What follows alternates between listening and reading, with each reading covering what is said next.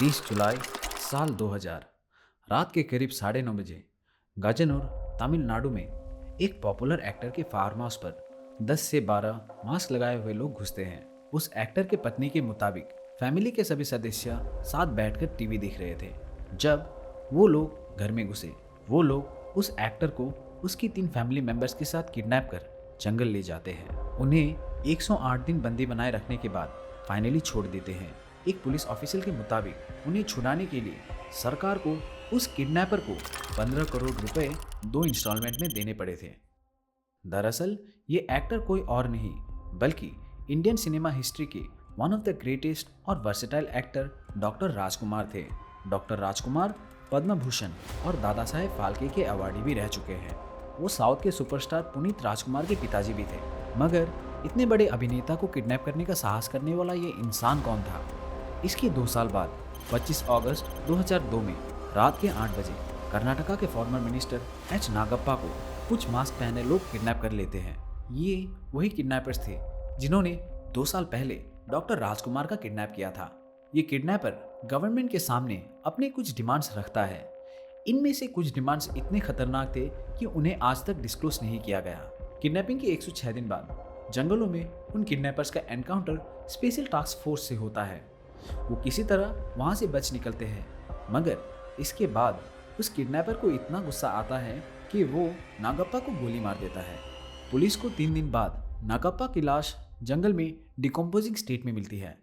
ये केस एक ऐसे क्रिमिनल के ऊपर है जिसे पकड़ने में 2 स्टेट्स की पुलिस और स्पेशल टास्क फोर्स को 20 साल लग गए। और इससे भी हैरानी की बात तो ये है कि सरकार ने उसे पकड़ने में 20 सालों में 220 करोड़ रुपए खर्च किए, जो आज के ज़माने में 793 करोड़ होते हैं। जो कुछ भी मैंने अब तक आपको बताया वो सिर्फ टिप ऑफ द आइसबर्ग है, क्योंकि ये केस इंडिया के सबसे बड़े क्रिमिनल वीरप्पन के ऊपर है, जिसकी ज़िंदगी के एक हिस्से से इंस्पायर होकर पुष्पा कैरेक्टर का जन्म हुआ। इस डॉक्यूमेंट्री में जितनी भी इंफॉर्मेशन दी गई है वो वेल रिसर्च्ड और बड़े सटीकता से दी गई है। ऐसे वीडियोस बनाने में बहुत मेहनत और समय लगता है, इसीलिए आपसे विनती है कि चैनल को सब्सक्राइब करके हमें सपोर्ट कीजिए ताकि इससे भी बेहतरीन कंटेंट हम आपके फीड में भेज पाए। पुष्पा मूवी में पुष्पा सिर्फ चंदन का स्मगलिंग करता है, मगर वीरप्पन स्मगलिंग के साथ साथ किडनैपिंग, किलिंग, पॉचिंग और कई और गैरकानूनी काम भी करता था। जब हम इस केस की गहराई में गए तो हमें ये देखने को मिलता है कि नागप्पा को वीरप्पन ने नहीं बल्कि स्पेशल टास्क फोर्स ने मारा था।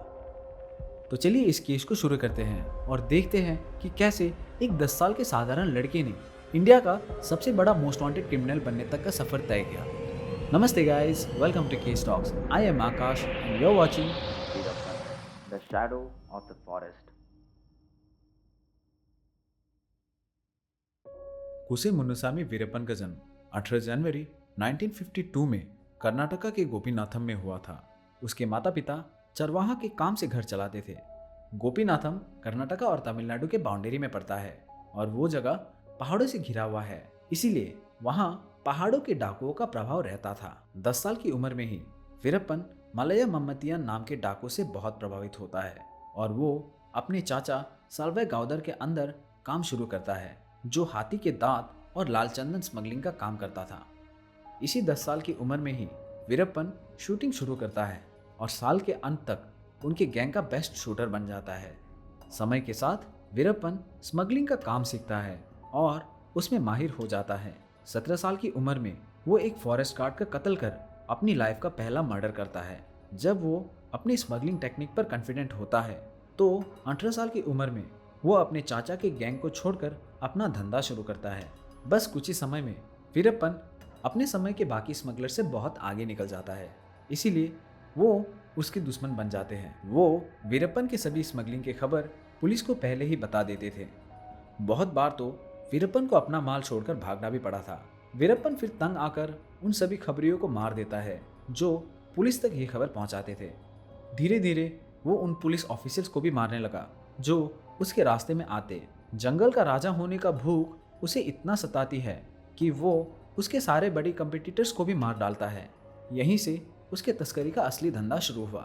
वीरप्पन और उसके साथी मिलकर करीब 2000 हाथी मार देते हैं। जंगलों में हाथी की कमती पॉपुलेशन को देख कर्नाटका और तमिलनाडु की सरकार चिंता में आ जाते हैं। इसीलिए वो फॉरेस्ट गार्ड की संख्या बढ़ा देते हैं और 1986 पे डोमेस्टिक मार्केट में आइवरी की सेल को बंद कर देते हैं। वीरप्पन ने हाथी के दांत बेचकर 16 करोड़ कमाए थे, जो आज के समय में 200 करोड़ होते हैं। यही वो समय था जब वीरप्पन लाल चंदन के स्मगलिंग में पूरी तरह डूब जाता है। उसने अपने जीवन काल में इतने चंदन के पेड़ स्मगल करके बेचे जिसका अंदाजा लगाना भी मुश्किल है। रिकॉर्ड्स के मुताबिक उसने 143 करोड़ रुपए चंदन बेचकर कमाए थे, जो आज के समय में 1500 करोड़ के आसपास होंगे।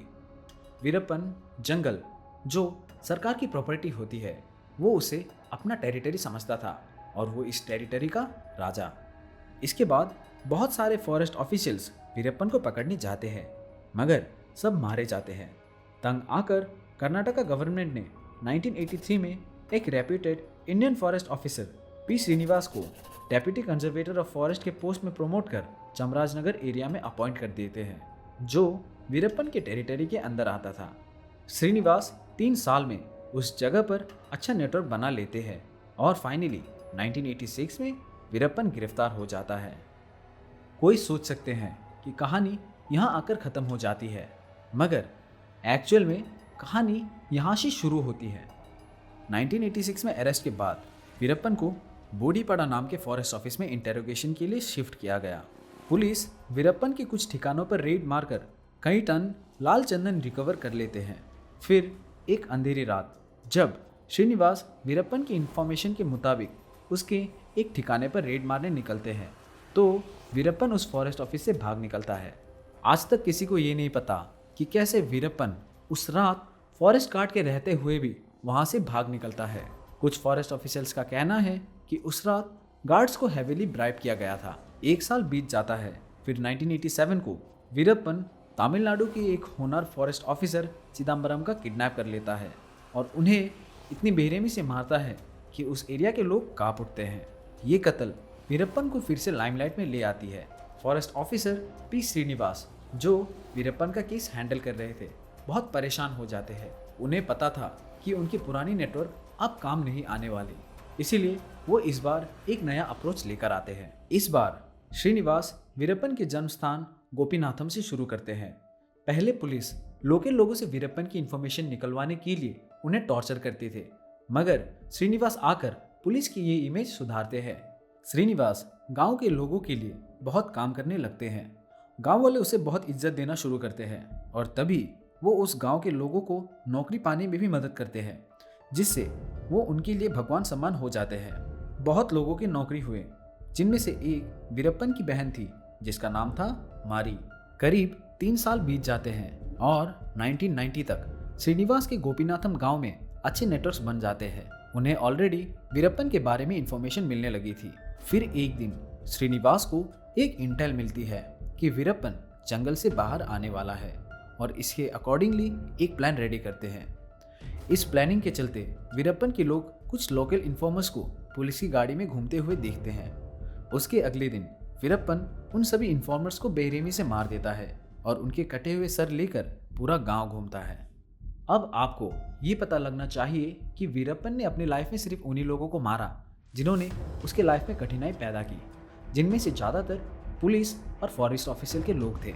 कई सारे गांव के लोग उसे रॉबिनहुड कहकर भी बुलाते थे, क्योंकि वो अपना इनकम का एक हिस्सा गांव वालों के ऊपर खर्च करता था। बट उन इन्फॉर्मर्स की जान लेने के बाद वीरप्पन का खौफ चारों ओर फैल जाता है। जिस वीरप्पन को लोग रॉबिनहुड की नज़र से देखते थे, आज उसे दानव से कम नहीं समझते। श्रीनिवास ने जो नेटवर्क बनाए थे, अब वो डेड हो चुके थे और जितने भी बचे हुए इन्फॉर्मर्स थे वो डर कर पीछे हट जाते हैं। उसी साल 1990 में वीरप्पन एक 17 साल की लड़की से शादी कर लेता है। फिर फरवरी 1990 में पुलिस को लाल चंदन की एक बड़ी डील के बारे में पता लगता है। जब पुलिस वहां पहुंचते हैं तो वहां वीरप्पन भी मौजूद रहता है। वीरप्पन को उसके सारे माल को छोड़कर अपनी जान बचाकर भागना पड़ता है। पुलिस ने वहां से करीब 1.5 करोड़ रुपए का माल सीज किया, जो आज के समय में 12 करोड़ के आसपास होंगे। उसके कुछ समय बाद वीरप्पन की बहन मारी सुसाइड कर लेती है और वीरप्पन इसमें श्रीनिवास को दोषी ठहराता है, मगर श्रीनिवास का इसमें क्या हाथ था? दरअसल मारी के नौकरी के बाद गांव में श्रीनिवास और मारी के अफेयर की चर्चा होने लगी थी। कुल मिलाकर वीरप्पन के पास श्रीनिवास से बदला लेने के लिए 3 बड़े कारण थे। पहला, उसका अरेस्ट होना, दूसरा, रेड मारकर उसका माल जब्त करना और तीसरा, उसकी बहन की मौत। वीरप्पन श्रीनिवास से बदला लेने को बहुत बेताब हो जाता है। आपको एक और बात बता दूं, 1987 में फॉरेस्ट ऑफिसर के डेथ के बाद कर्नाटका गवर्नमेंट ने एक स्पेशल टास्क फोर्स यूनिट बनवाया था और इस टास्क फोर्स यूनिट को श्रीनिवास लीड कर रहे थे। इसके 4 साल बाद जुलाई 1991 में श्रीनिवास का इस एसटीएफ में रोल खत्म हो जाता है और वो नॉर्मल ऑफिसर के रूप में वापस आ जाते हैं और उनकी सिक्योरिटी भी रिड्यूस कर दी जाती है। वीरप्पन को इस बात का खबर लगता है और वो बहुत खुश हो जाता है। वीरप्पन फिर अपने भाई अर्जुनन को श्रीनिवास के पास भेजता है। अर्जुनन श्रीनिवास के पास जाकर ये कहता है कि वीरप्पन सरेंडर करना चाहता है। वो कहता है कि पुलिस और एसटीएफ वाले वीरप्पन का एनकाउंटर करना चाहते हैं और वीरप्पन को सिर्फ उन पे ही भरोसा है। इसीलिए वो श्रीनिवास को अकेले जंगल बुलाता है ताकि वो सरेंडर कर पाए। श्रीनिवास को ये बात थोड़ी अजीब लगती है, मगर ज़्यादा सोचे बगैर वो उससे मिलने जंगल अकेले चले जाते हैं। जब श्रीनिवास वहाँ पहुँचते हैं तो वीरप्पन उन्हें बड़े बेरहमी से मारता है, फिर उनका सर काट कर फुटबॉल खेलता है और उसे अपने साथ ले जाता है। पुलिस को 3 दिन बाद श्रीनिवास की आधी सरकटी लाश जंगल से मिलती है। इस कत्ल ने पूरे कर्नाटका और तमिलनाडु को हिला कर रख दिया था। दोनों स्टेट्स अब साथ मिलकर काम करने का फैसला करते हैं। कर्नाटका और तमिलनाडु के गवर्नमेंट मिलकर एक joint special task force form करते हैं। ये टास्क फोर्स कुछ ही दिनों में वीरप्पन के कुछ ठिकानों पर रेड मारकर उन्हें जब्त कर लेते हैं। उन्हें थोड़ी खुशी तब मिलती है जब फरवरी 1992 में हुए एक रेड में वीरप्पन का राइट हैंड गुरुनाथम मारा जाता है। वीरप्पन बहुत ही गुस्से में आ जाता है और उसे महसूस होता है कि उसकी खौफ लोगों के बीच कम होती जा रही है। यहीं से वीरप्पन अपनी इमेज बदलने के लिए पुलिस के ऊपर हावी हो जाता है। गुरुनाथम के मौत के 3 महीने बाद एक अंधेरी रात देखकर वीरप्पन रामपुरा के पुलिस स्टेशन में अपने कुछ लोगों के साथ हमला कर देता है। वो स्टेशन में मौजूद सभी पुलिस ऑफिसर्स को भी मार डालता है।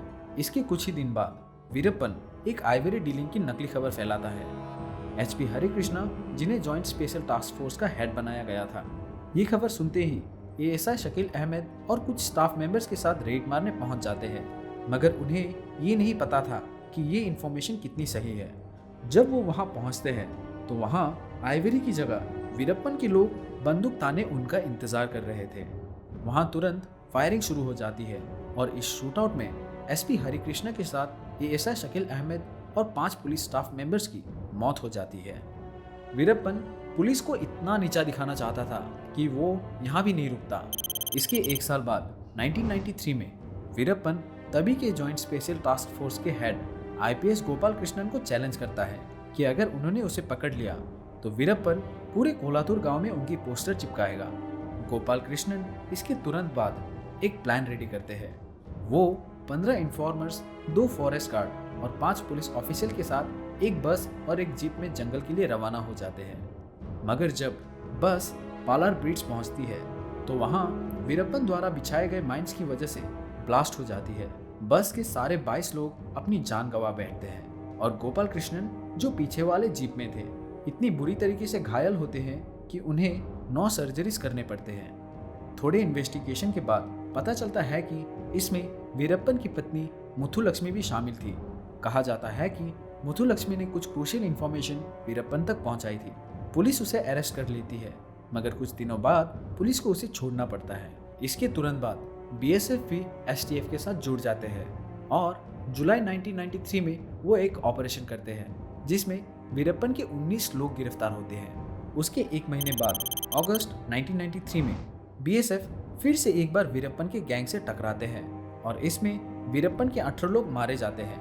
इतने सारे गैंग मेंबर्स गंवाने के बाद भी वीरप्पन कमजोर नहीं पड़ रहा था। उसका जंगल का साम्राज्य इतना बड़ा था कि 2 स्टेट्स की पुलिस मिलकर भी उसका बाल बाका नहीं कर पा रहे थे। ऐसे ही कुछ साल बीत जाते हैं और फिर 13 जुलाई 1997 में वीरप्पन 10 फॉरेस्ट ऑफिसर को किडनैप कर लेता है। वो सरकार से कुछ मांगे रखता है, मगर सरकार उन्हें नेगोशिएशन से 7 हफ्ते बाद छुड़ा लेते हैं। इतने लंबे चल रहे वीरप्पन के केस को नेशनल पब्लिसिटी तब मिलता है जब 30 जुलाई साल 2000 की रात 9:30 बजे वीरप्पन डॉक्टर राजकुमार को उसके गजनूर वाले घर से किडनैप कर लेता है। वीरप्पन डॉक्टर राजकुमार के साथ उनके दामाद और 2 रिलेटिव्स को भी साथ ले चलता है। उनके बदले में वीरप्पन सरकार से कुछ मांगे रखता है। कर्नाटका गवर्नमेंट ने डॉक्टर राजकुमार को छुड़ाने के लिए 15 करोड़ रुपए 2 इंस्टॉलमेंट में दिए थे। उन्होंने जंगल में वीरप्पन के साथ 108 दिन बिताए थे। वीरप्पन फिर 2 साल बाद 25 अगस्त 2002 में कर्नाटका के फॉर्मर मिनिस्टर एच नागप्पा को उनके गांव चामराजनगर से रात के 8 बजे किडनैप कर लेता है। उनके बदले में वीरप्पन सरकार से कुछ मांगे रखता है। पहली मांग में वो कावेरी वाटर डिस्प्यूट में तमिलनाडु के लोगों के लिए जस्टिस डिमांड करता है।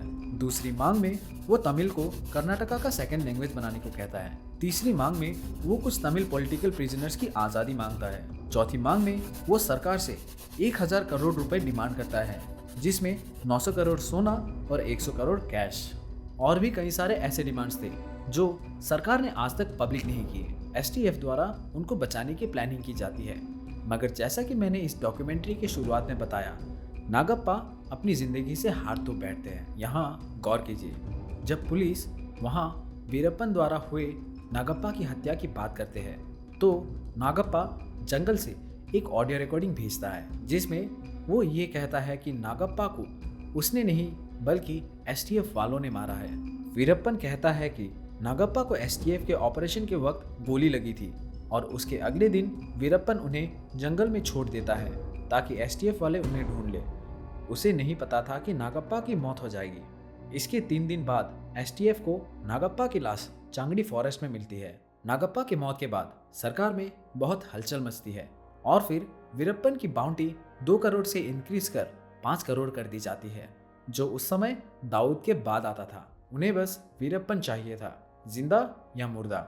2002 में ही जयललिता की गवर्नमेंट आईपीएस के विजय कुमार को एसटीएफ का हेड बनाती है।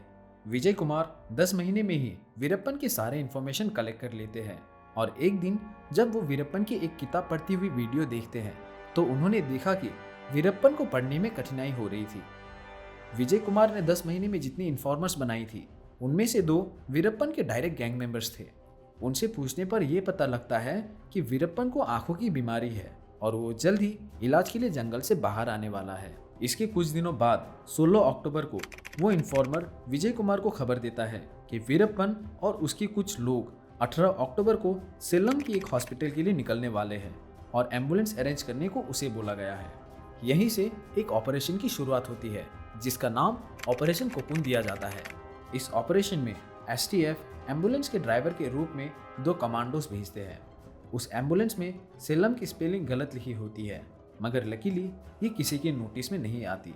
एसटीएफ सेलम के रास्ते में एक ब्लॉक पॉइंट प्लान करते हैं और उसके पास के स्कूल टेरेस में 6 स्नाइपर रखते हैं। बाकी के लोग सब रास्ते से नीचे छूट जाते हैं।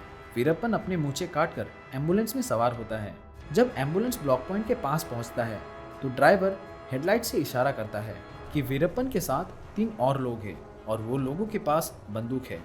ब्लॉक पॉइंट पर पहुंचते ही एम्बुलेंस के आगे के 2 गन्ने के ट्रक्स जोर से ब्रेक मारते हैं, जो प्लान का ही हिस्सा होता है, जिसके कारण एम्बुलेंस को भी तेज ब्रेक मारनी पड़ती है। एम्बुलेंस की रुकते ही ड्राइवर और कंडक्टर उन ट्रक ड्राइवर को गाली देने निकल आते हैं और भागकर एसटीएफ टीम ज्वाइन कर लेते हैं। तभी एनके कन्नन, जो इस ऑपरेशन के सेकंड इन कमांड थे, माइक में वीरप्पन से सरेंडर करने को कहते हैं। वीरप्पन को तब सारी साजिश समझ आती है और गुस्से में बेकाबू होकर वो एसटीएफ के ऊपर ही फायर करना शुरू करता है। रिटर्न में एसटीएफ वाले एम्बुलेंस के ऊपर 20 मिनट में 338 राउंड फायर करते हैं। इस फायरिंग में वीरप्पन अपने तीनों साथी के साथ मारा जाता है। दोनों राज्यों के सरकार बहुत खुश होते हैं, जैसे एक लंबे समय का कांटा निकल गया हो। लोग बड़े धूमधाम से उसके मौत का जश्न मनाते हैं और उसके अपने गांव कोपीनाथम में तो पटाखे भी फोड़े जाते हैं। वीरप्पन की जिंदगी के कारनामों पर अगर गौर करें तो कहीं ना कहीं ये थोड़ा सपना जैसा लगता है।